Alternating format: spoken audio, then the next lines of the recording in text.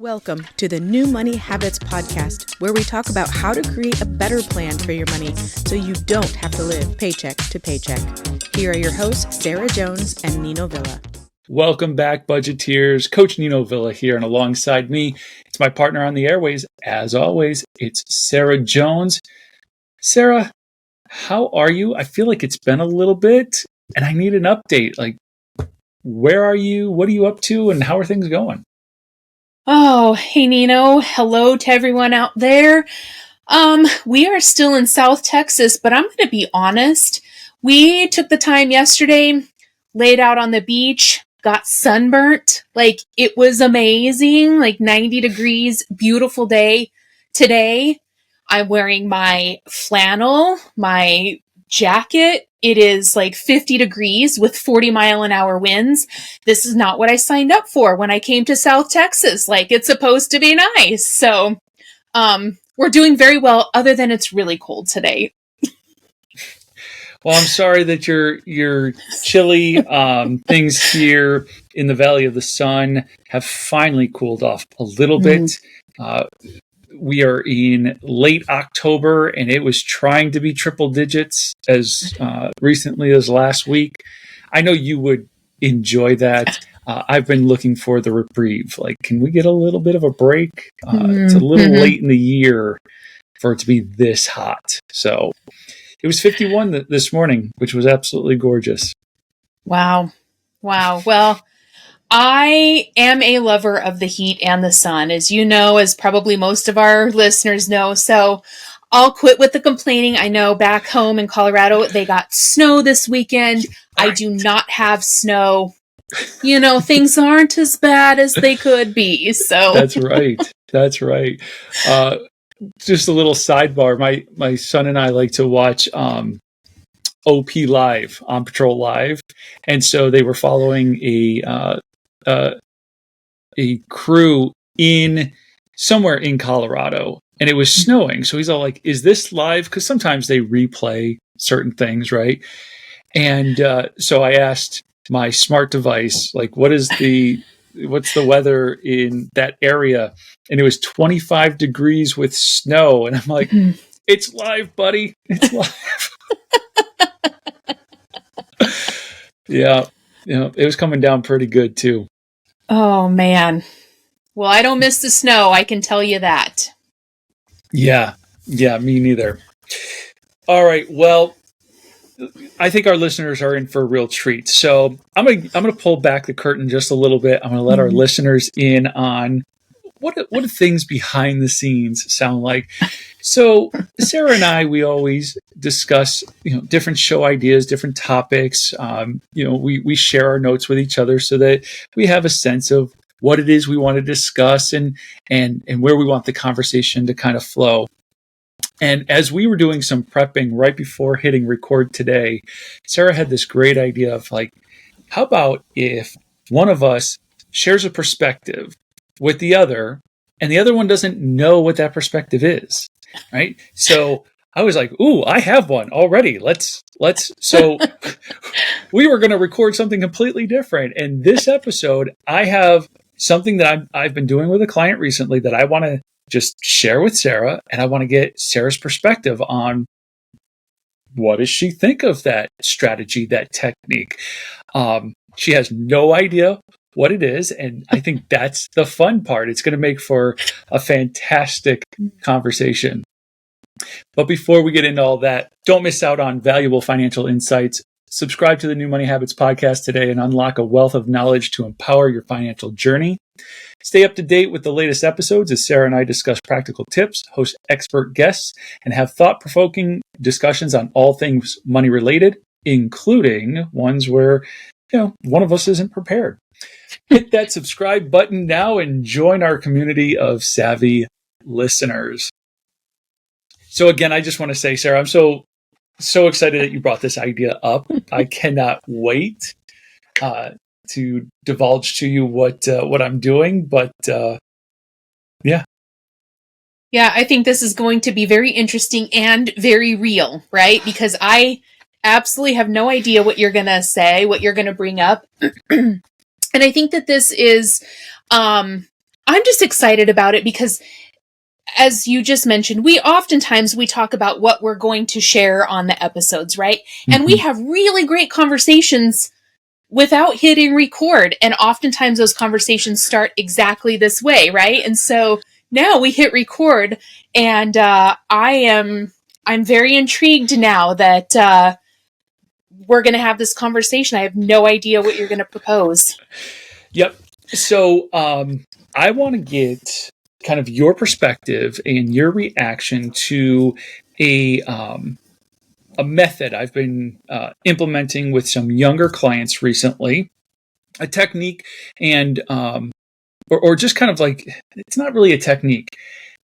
What it really boils down to is I am advising my younger clients in a very specific way, and I'm going to share that with you here in a moment.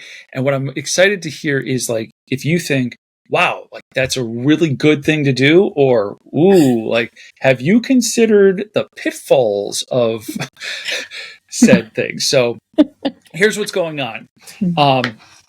Working with a number of younger clients recently, a lot because of word of mouth. It kind of snowballed. I was working with one, then it was all of a sudden I'm working with that person's friend, and then that person's friend's boyfriend, and then that person's other friend. And so it just, boom, boom, boom, boom, boom. Word of mouth has been great, and I'm really excited about it. And because of their age group, we're talking about the age group of recently graduated from college. And so 24, 25, 26, somewhere in there. And almost to a person, now they do have different financial backgrounds, and they've kind of gotten to different places, even though they're in the same age group. But here's what I'm doing with each of them to some degree, is there's a lot of hoopla out in the financial literacy industry that we got to be super afraid of credit cards, and so to each of them, those that don't have it, and I'm thinking of one in particular, doesn't have a single credit card. We applied for and got our first credit card just like a week or two ago. And so there's been a lot of buildup to this point of actually applying for a credit card. A lot of discussion about how to use credit wisely and whatnot. But I wanted this particular client to get over the fear. There's fear about having a credit card and mismanaging it. And so we talked about it a lot, and I think that fear has mostly subsided, but until she actually uses it and does those things, I think there's still a little bit of intrepidation, just kind of moving at a slow speed. But basically, the bottom line is, before we even applied, this is an important financial tool. It is incredibly dangerous. You can get into a lot of trouble with it. But so is a circular saw. So we don't avoid using a circular saw when building a house. We learn how to use the tool properly, and then we use it safely.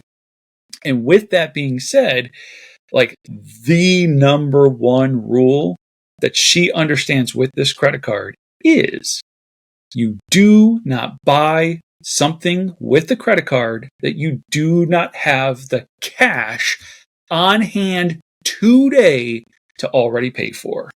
And with that, she's all like, I think I'm ready. So what do you think? So this is interesting. What was the purpose of the credit card other than getting rid of or dispelling some of those fears around using credit cards?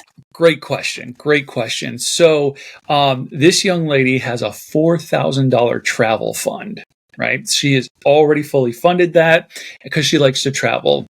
Her and her boyfriend like to go to music festivals and this sort of thing. And so one of the things that I kind of wanted for her, she didn't necessarily know she wanted it herself, but I'm like just trying to paint a picture for her, is security. The security of buying airline tickets, hotel, event tickets, all of those different things without giving access to her cash in her checking account. So for there are some other reasons, but that's where it started is, hey, let's build in some security when you travel. Mm-hmm. Oh, so now this is interesting because, so this was kind of a concept that you introduced to her. Yes. Is that what I'm hearing? Yes. Mm-hmm. Oh, I have some thoughts on that. Okay. I think in full transparency, I think this is kind of one of those, I don't want to say lines, but I think it can be somewhat challenging as a financial coach between introducing something that they don't know could be not necessarily a fear, but for example, that, some protection, some, credit card oftentimes is easier to handle unwanted charges, unauthorized charges. Something happens, somebody gets that number. It is easier to work with the credit card companies, and your personal hard-earned dollars are not affected by that, right? So, but then are we introducing fears into their situation, right, that they don't have? Quite possibly, but say more. So I think I have done this. I have done this with people unintentionally, but put out these really introducing fears. I think, what would be another great example of this? Almost like a push, and I don't mean this in a negative way, but hey, let's protect yourself more because should something happen, you're traveling a lot, you give out your debit card, something happens, all of your money could potentially be frozen for a period of time, right? And then you don't have, that's why a credit card can be useful, right? And here's a way that it can be useful. Are we introducing that in a way that is healthy for them to maybe prevent things happening? Or are we introducing something that is creating that or pushing them to do something that they wouldn't normally do? Right? So are we using a fear to push them into something that they wouldn't normally do? Yeah, so I appreciate you asking those questions because it helps me to kind of recall, like, in what order do certain things happen, right? So there was discussion about credit cards early enough before the travel and before these other things where it's like, is this something you want to avoid, or is this something that you want to stop avoiding and learn how to do? And there was a desire to learn how to manage the use of a credit card effectively and whatnot. So then it was, well, here are some of the additional benefits, and not in the initial conversation, but later on it was, hey, remember when we were talking about learning how to use a credit card? Your travel would become easier and be more secured when using it. And this is a good example of, you don't spend on the credit card cash you don't already have set aside. And because you have cash set aside for travel, this would be a great use case for the credit card. So yeah, it was, we've established a desire to, like, this particular client understands, like, we need to do something in order to establish and build credit over time. There is another element to all of this that I want to share with you, but I'll reserve until we kind of dig into this point a little bit more. But so that's kind of the order of things. There's a desire to do it, and then talking a little bit more about benefit and use case. Right. So I will say too, after hearing that, I think it's really great because, as we've said before, credit cards are just a tool to use, right? And we want to use the right tools for the right jobs. Just like a debit card's a tool, just like cash is a tool, money is a tool, right? And so I think it can be really powerful to teach people how to use all of these different tools that are available to them. Whether they choose to use them or not is them, but that's part of our job, right? Is to teach them the proper tools for the proper jobs. Yep. Right? And how can we use that to their benefit? It's so interesting that you brought this up because my daughter has been asking about credit cards. right? And says, Mom, she just turned 21. She said, what do you think about me getting a credit card? And these are all conversations, right, that I'm having with her on why do you want one, right? What do you think the purpose is? And to dig in a little bit deeper. But the truth is, Nino, is we are bombarded with credit card offers. We are bombarded with credit offers. And I think what you mentioned with your client is having that little bit of fear there of, I don't want to use them and get myself into trouble, or right, that dispelling that fear, getting rid of that fear and showing them a way that they can use it to their benefit, I think is it's priceless, right? Because you could be helping them prevent so many awful things coming up, right? Not getting it because they turn to it because there's an emergency, right? And like, oh, this is my only option. Like, you've already created and started to create the habits and the mindset and the behaviors needed, right? The disciplines needed to get their money in order, to feel confident in their money. And this is just another tool that they can use going forward to continue on that path, right? So it's not, it's not bringing it in a negative way. And whether they choose to continue using it, it doesn't actually matter, right? It's that you're teaching them how to use it in a really productive, positive way. One thing that I would say, because it always works really good when we have that person, right, that we are accountable to and we're working with. And so one thing that I would just throw out there is making sure they've got some good boundaries, good guardrails in place. So after you guys are done working together, how are they going to continue using it in a way that's really good, and what will prevent them from using it in that I've got an emergency, air quotes around that, right? And here I've got this credit card I can use for that. Yeah. Yeah, that's another really good point. First, I want to correct you. None of my clients ever leave, right? They all just want to work with me for like ever. So anyway, I joke and I kid. But to that point, right, there's been a foundation of education set already. Somebody who has a fully funded travel fund, you better believe it. If they're working with me, they have a fully funded emergency fund first, right? So she's got that too.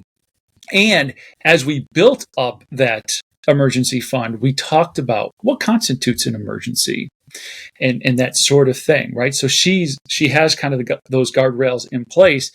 And now that she and I have talked about this specific thing, but the principle still remains that if a true emergency came up, she could turn to the credit card to pay it up front, but she has the cash to make the payment right away.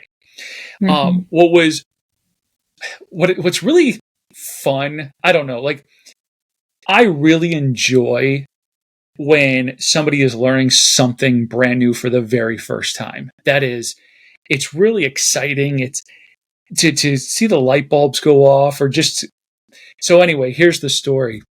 We were talking about kind of this very thing about using the credit card and then paying it off. And I wanted her to understand how billing cycles and statement balances worked, right? So I go, when you buy something, it's going to take a couple of days for it to post and clear on the credit card. And then, so like, if you bought something and paid for it like 1 week later, you're more than okay, because here's how it works.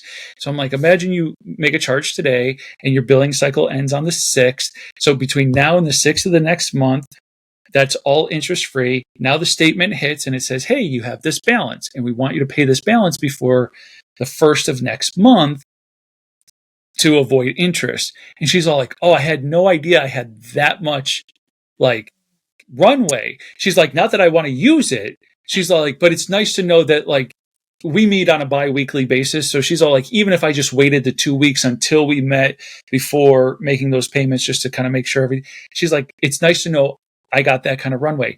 So then she's like, so how do people, if they have that much runway, how do people get messed up with credit cards? And then I didn't even have to answer it. She's all like, oh, they're buying things that they don't have the money to pay for. And I was like, yes, like she gets it. That is so awesome. Yeah, they're spending the money before they've got it in their hands, right? And that's exactly how we get in trouble. We think, oh, payday is on Friday, air quotes, payday's on Friday. I'll just get this today. I get paid on Friday. It'll all be fine. And before you know it, your payday was $500, but you've spent $4,000 on the credit card. Yeah. Right? I mean, yeah, crazy. yeah. Right?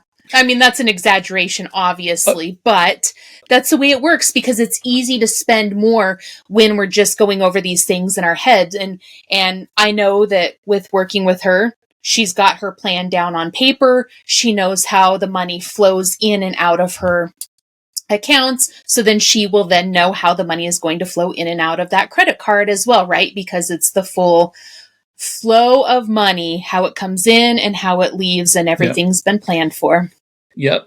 And this particular young lady, she's more apt with using cash, which is, she's kind of like an enigma in her generation, right? Like, wait, you don't want to just tap your phone, or no, she'd rather use cash whenever possible. So we even implemented this idea. So like one of the other use cases is filling up at the gas pump, right? She's going to use the credit card to fill the tank. Well, we're still going to manage cash out of the bank account, and we're going to have envelopes. And she's got her different envelopes, and one of them is gasoline. And so when she makes a credit card purchase, she's going to take money out of her gasoline envelope and put it in an envelope that says pay credit card. Right. And so then she'll make a credit card payment with that. And so she's already thinking about that very thing. How does this all flow? Where's the money actually coming from? Am I just safeguarding some digits in my checking account? Or in her case, nope, I'm actually pulling out cash and I'm manipulating and managing cash to do these things. So it's a really exciting time. And like I said, I love when it's that new to somebody and they're really learning and getting that firm foundation. Yeah, I love it. And I think that that's not what happens for, I'm going to go out on a limb and say 99% of us, right? Like 99% of us were not taught. And I've shared many times on here that when I met my husband, he had credit cards that, he was making minimum. I never had a credit card. I still to this day do not have a credit card in my own name. I am an authorized user on his account. I do not have one, but we use it now. So we used it. We had balances. We had a lot of credit card debt. We paid them all off. And I'm like, nope, we're stopping using credit cards. I don't like the way that they make me feel. I don't, And, we're back. We use the credit card for almost everything now, right? So I can make one payment. But it's so interesting because we weren't taught really how to use them to benefit.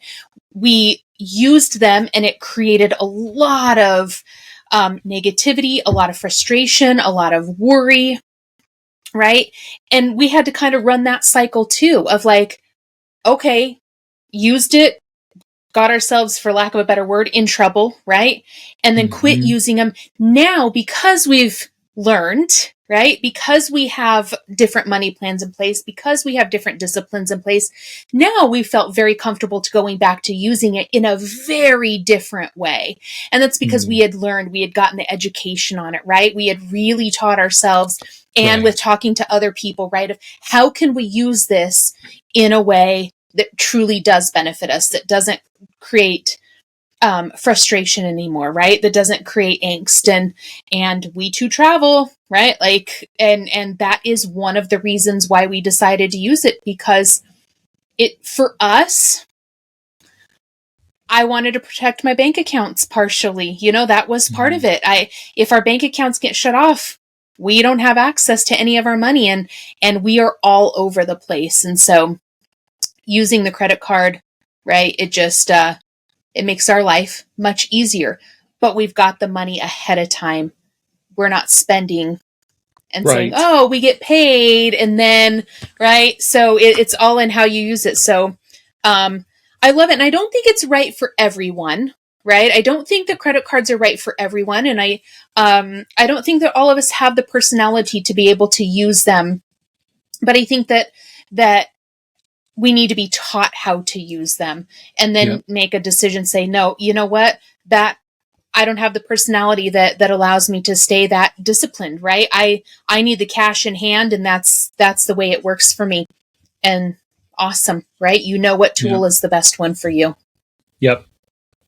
So the other element that I wanted to bring up, and we won't take too much time on this one, but it has to do with credit cards. And I used it, again, with this young lady, and I'm doing it in other places as well. And that is what I like to call the credit card, or the credit building hack. So because of her age, and she has no established credit, we talked to mom and dad about putting her on as an authorized user to one of their most established credit cards.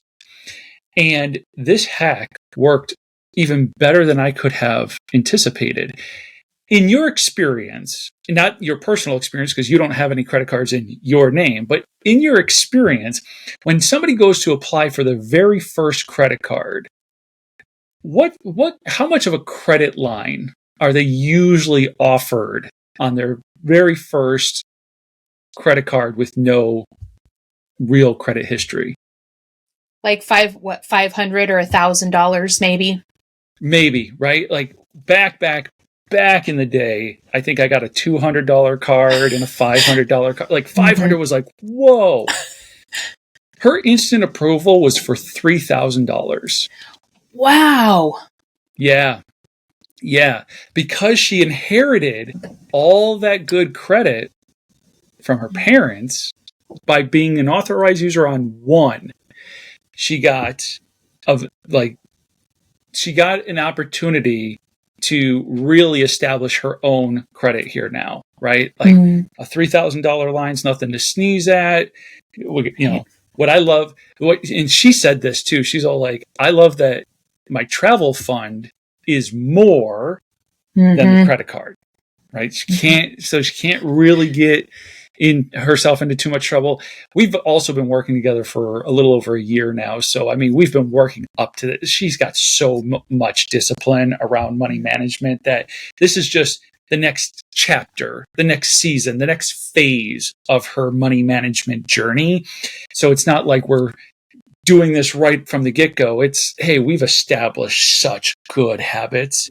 Let's introduce the next thing and teach you how to manage it properly. So I got to say, I'm loving this credit establishment hack where you take a child who doesn't have any credit, you make them an authorized user, you do not give them the actual card, but you let them inherit the payment history, the credit line, all, and the utilization rate, right? Those three factors, right? So I'll make things up, but let's say it's, that the card that mom and dad had, maybe they've had it for 15 years with absolutely no late payments. So she acquires a 15-year history, a 15-year history of on-time payments, and the utilization. If let's say they have a $5,000 card and they only have $1,000 out at the statement balance, while their utilization rate is really good, and so she just inherited 3 really good pieces of information on her credit report. Yeah. I wish I would have known about this hack years ago. Because we actually have always had pretty good credit, even though we were in debt. We were never late on payments and we had good credit, but I think there could have been an opportunity to just help the kids, right, establish. Let's face it, you need a credit. You need a credit score in today's world. Your auto insurance is based off of your credit score. Your whether you get approved for an apartment, rental. They look at your credit scores. Like it can be done, but it's so difficult to do a lot of things without a credit score in today's world, right? And so we want to. We don't have to agree with it. Right. But we need to kind of play the game once in a while, right? And so I do wish that we would have known that hack back when the kids were younger, because it could have helped them a little bit earlier on. My daughter, we ended up paying her deposit, right, on her apartment that she's in now, because she didn't have any credit history. She didn't have a credit score, and they either wanted a cosigner. I'm like, not co-signing, right? Like, that's not something I'm going to obligate myself to do. I will give you a gift of paying, your deposit, which was hefty, but it allowed her to get in. But she couldn't get in otherwise, right? Yeah. And so I think that hack, if, again, here's where we'd have to be careful. You don't want to do it if you, as the parent, don't have good credit history. Yes. Right. Right?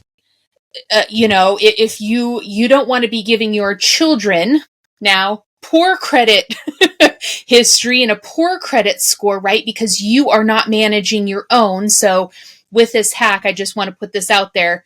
You really have to, you have to be careful with it, right? And know what's happening. They have to be inheriting good credit. If you have bad credit, they're going to inherit bad credit. You don't want them to do that. Right. So, right. And the interesting thing though, so for anybody who's listening, who's like, oh, but I want to give my child a leg up, but my credit's not great.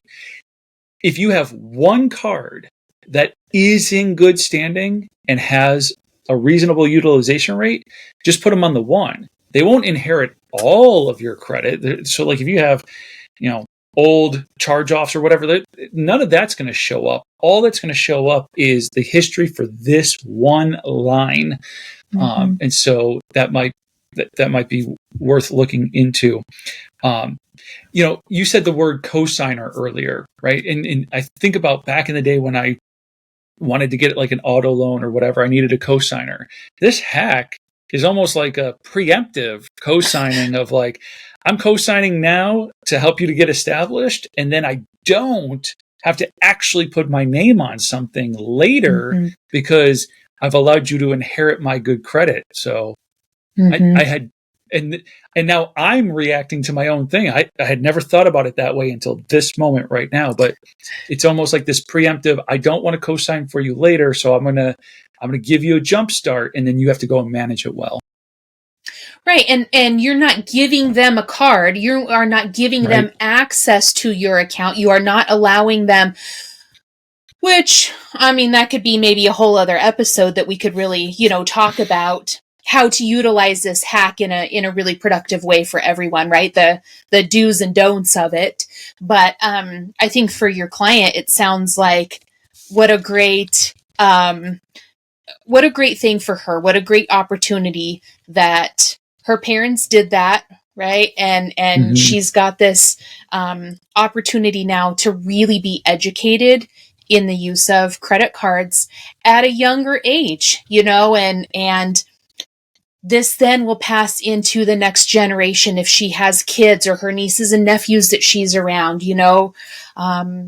godchildren, whatever, right? The people that she's really around.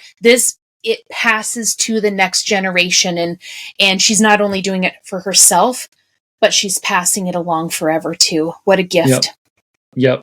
Absolutely.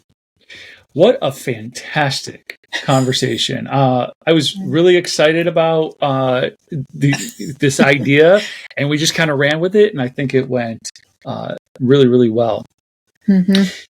So, listeners, if you're ready to take your financial growth to the next level, it's time to schedule a free discovery call with Sarah or myself today. During your personalized session, we will discuss your specific financial goals, gain clarity on your challenges, and explore how working with a financial coach can accelerate your progress. Don't miss out on this valuable opportunity. Book your free discovery call now and create the new money habits needed to achieve financial freedom. Oh, I enjoyed this so much. And like always, we will continue our conversation next time. Thank you for listening to the New Money Habits podcast, brought to you by New Money Habits and Keeping Up with the Joneses Financial Coaching. Submit your questions to our host by emailing podcast@newmoneyhabits.com. Be sure to subscribe to be notified of future episodes. Join our growing group of like-minded people on Facebook and follow us on your favorite platform. Music provided by Summer School.